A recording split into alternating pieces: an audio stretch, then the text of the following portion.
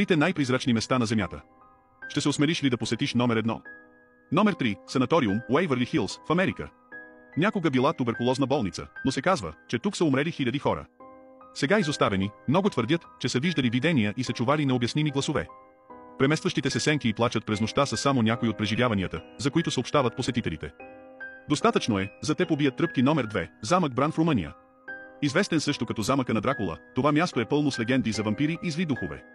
Докато граф Дракула е измислен герой, замъкът има истинска история на битки, смърт и мистерии, които подхранват приказки за привидения и паранормални явления. Преди да разкрием номер 1, не забравяйте да се абонирате и да харесате видеото. Номер 1. Куклата на Анабел в Конектикът.